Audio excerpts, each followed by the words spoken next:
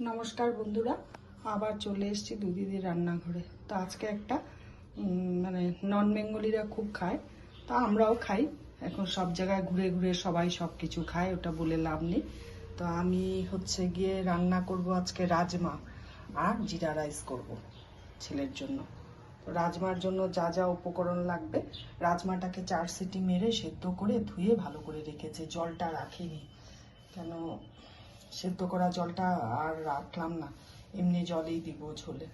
তো করেছি গিয়ে পেঁয়াজ কেটে নিয়েছি, 2খানা বড় বড় পেঁয়াজ, আর রসুন থেতো করে নিয়েছি, আর টমেটো ছোট ছোট করে কেটে নিয়েছি, আদা চিকন চিকন করে কেটে নিয়েছি, লঙ্কা ছোট ছোট করে, ছোট মানে একটা লঙ্কাকে 4 পিস করেছি, আর টমেটো এরকম 2 টুকরো আমার স্লাইস লাগবে, ওটা রেখেছি। আর গিয়ে রসুন কুচি লাগবে লাস্টে, তো ওটাও রেখেছি। আর গিয়ে এখানে মশলার মধ্যে জিরে বাটা, আদা বাটা, লঙ্কা বাটা, ধনে বাটা, কাশ্মীরি রেড চিলি পাউডার, হলুদ, আর নুনটা পরে যখন দিব মাপটা দেখাবো। আর গিয়ে ফোড়নে লাগবে গোটা গরম মশলা, শুকনো লঙ্কা, জিরে, আর একটু কসুরি মেথি লাগবে। তো এবার আমার কড়াই বসানো। তো এবার কড়াইতে আমি রিফাইন তেল আছে আর একটু সরষের তেল দিয়ে দিব, দুটো তেল মিলিয়েই রান্নাটা করব। তো এবার গিয়ে তেলটা দিয়ে দিলাম, তেলটা গরম হোক, তারপরে আবার ফিরে আসছি।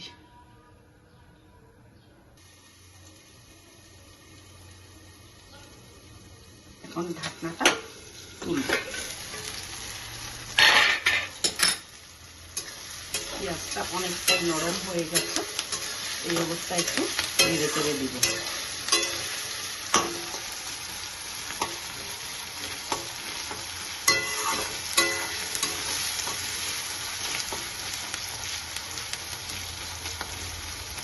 এখন দিব আমি নুনটা দিয়ে পেঁয়াজটা আর একটু মজে যাবে। তো আমার এখানে প্রায় 1/2 কেজি মতন রাজমা। তো আমি নুনের পরিমাণটা বারবারই বলি, নুন ঝাল তেল যার যার বাড়িতে যেমন খায় তেমনই দিবেন। তো আমি 1 চামচ দিলাম, এই চামচ দিয়ে, প্লাস্টিকের ছোট চামচ দিয়ে আরেক চামচ দিলাম, আর আরেকটু দিলাম, দিয়ে এখন গিয়ে একটু নাড়াচাড়া করবো। পেঁয়াজটা কিন্তু খুব কড়া করে ভাজবো না, জাস্ট নুনটা দিলাম একটু মজার জন্য। এখন আমি এই যে মশলাটা রেডি করে রেখেছি, এই মশলাটা দিয়ে কষাবো ভালো করে।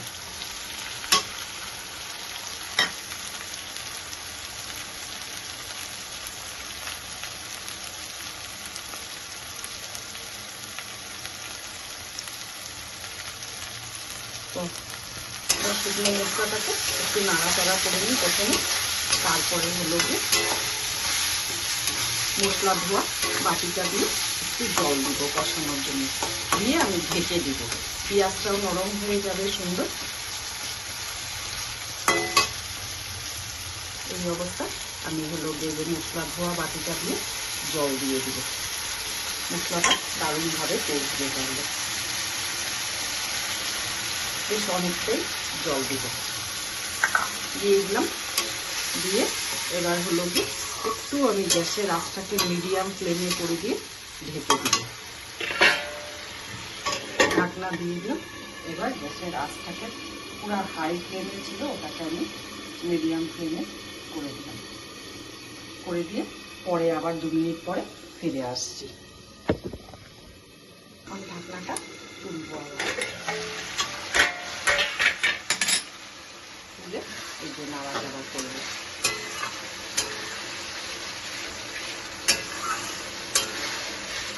আমি যেইভাবে করছি আপনারাও সেমভাবেই করবে, কিন্তু আজকে একটা দুঃখের বিষয়, ধনে পাতা নেই আমার কাছে। একটু নামানোর পর একটু ধনে পাতা দিলে আরও ভালো লাগে। কী করবো, এখন নেই তো নেই, পেলামও না, সবজিওয়ালা গেলে। যাই হোক, এখন তো ধনে পাতার একটু ক্রাইসিস চলে এই সময়টা, আর একটা বৃষ্টি হয়ে গেল না, সেই জন্য। ঠিক এইভাবে রাজমা বানিয়ে নিয়ে সেটা রুটি, পরোটা, লুচি বা নান সব কিছুর সাথেই ভালো লাগে, আবার জিরা রাইসের সাথেও ভালো লাগে। নর্থ ইন্ডিয়ান লোকেরা খুব খায় এটা, জিরা রাইস আর হলো গিয়ে রাজমা, লেবু আর স্যালাড। এটা হলো একটু আচার নিয়ে নিলে দারুণ লাগে ওদের এই খাবারটা। তো এখন আমি এই রাজমাটা দিয়ে দিচ্ছি। আমি যখন প্রথম দিল্লিতে যাই মেয়ের কাছে, তো না মেয়ের কাছে না, সরি, চেন্নাই টু আমাদের দিল্লি ছিল প্লেন। তো দিল্লিতে 2 ঘন্টা ছিলাম, লেওভার ছিল আমাদের ওখান থেকে। তো তখন না এয়ারপোর্টে খিদা পেয়ে গেছে, তো কী করবো, তো আমার হাজব্যান্ড নিয়ে গিয়ে বললো রাজমা চাউল নিয়ে আসি। ওই প্রথম আমি এমনি রাজমা করতাম, কিন্তু রাজমা দিয়ে ভাত দিয়ে আমি কোনোদিনও খাইনি। ওই খেয়ে তারপরে তো আমার মুখে লেগে গেল। আমি প্রায় দিনই ঘরে করি, তো আমি ভাবলাম সবার সাথে একটু শেয়ার করি, তাই আমি তোমাদের সাথে শেয়ার করার জন্য আজকে রেসিপিটা করছি। তারপরে ফিরে এসছি, এখন একটু কষিয়ে নিই, তারপরে দেখাবো। যখন পুরো মানে কষানো হয়ে যাবে তখন আমি আবার জল দিব। জল দিব মানে ঝোল দিব, কিন্তু এখনও তো কষানো বাকি আছে। তো কষিয়ে নিই, ফুল যখন কষানো হয়ে যাবে তখন যখন জল দিব তো তোমাদেরকে দেখাবো। তো একটু পরে, একটু বাদে আমি আসছি। এখন আমি গরম মশলার গুঁড়ো দিয়ে আর একটু কষাবো।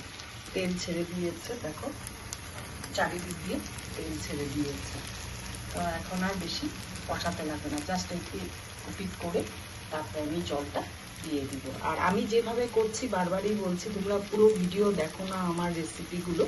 প্লিজ আপনারা সবাই আমার রেসিপিগুলো দেখবেন, তারপরে দেখবেন যে আমি কতটা তেল কতটা মশলা ইউজ করি।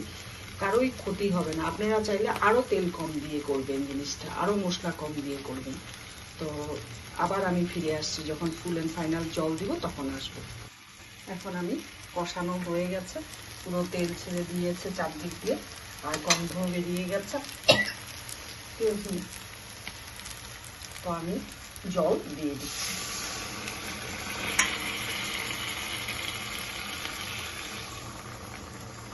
আর একটু জল লাগবে, ভালো করে ফুটাবো রাজমাটাকে। আমি গরম জল করে রেখেছিলাম একটা গামলাতে, তো ওই জলটাই দিচ্ছি, ঠান্ডা জল দিচ্ছি না। তো এতটাই জল দিব, আর দেব না। দেখি আর একটু দেখে নিই কতটা ঘনত্ব হবে।